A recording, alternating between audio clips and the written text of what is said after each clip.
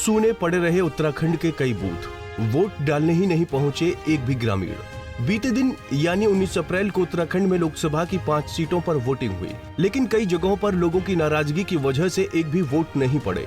ग्रामीणों ने पूरी तरह से वोटिंग का बहिष्कार कर दिया। उत्तराखंड में 2019 के मुकाबले इस बार मतदान प्रतिशत गिरने के साथ ही मतदान बहिष्कार में बढ़ोतरी दर्ज की गई है। 2019 में जहां 10 स्थानों पर चुनाव का बहिष्कार हुआ था, वहीं इस बार के चुनाव में ये आंकड़ा 25 को पार कर गया। इन जिलों में पसरा रहा सन्नाटा। चकराता क्षेत्र में द्वार और विचलाड़ खत के 12 गांव के ग्रामीणों ने इस बार मतदान नहीं किया। 6 मतदान स्थलों पर पूरे दिन सन्नाटा पसरा रहा। मतदान स्थल मिंडाल में केवल 2 मतदान कर्मियों ने ही मतदान किया। मसूरी में भी करीब 7 मतदान केंद्रों पर इक्का दुक्का ही वोट पड़े। बागेश्वर में सड़क और पुल की मांग को लेकर मतियोली में ग्रामीणों ने चुनाव का बहिष्कार किया, जिस कारण किसी भी ग्रामीण ने मतदान नहीं किया। उधर रुद्रप्रयाग के इशाला और रिंगेड के ग्रामीण वोट देने नहीं गए। चमोली में भी 8 गांव के ग्रामीणों ने मतदान से दूरी बनाए रखी।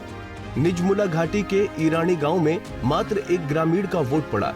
पौड़ी के विकास खंड पावो के मतदान केंद्र चौड़ में भी मतदाता वोट डालने के लिए नहीं निकले।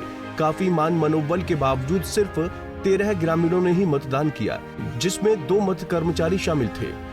अगर पिछले चुनाव 2019 की तुलना करें तो इस बार चुनाव बहिष्कार करने वाले गांव की संख्या बड़ी है।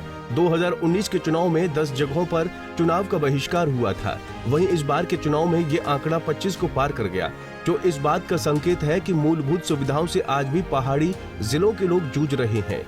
चुनाव बहिष्कार का मुख्य कारण सड़क, पानी जैसी मूलभूत सुविधाएं रही हैं।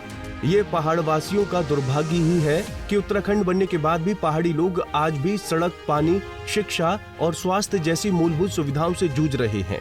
बागेश्वर से जगदीश उपाध्याय और चकराता से सतपाल धानिया की रिपोर्ट। हमसे जुड़े रहने के लिए हमारे YouTube चैनल को सब्सक्राइब करें और नई वीडियो की नोटिफिकेशन के लिए बेल आइकॉन को दबाएं।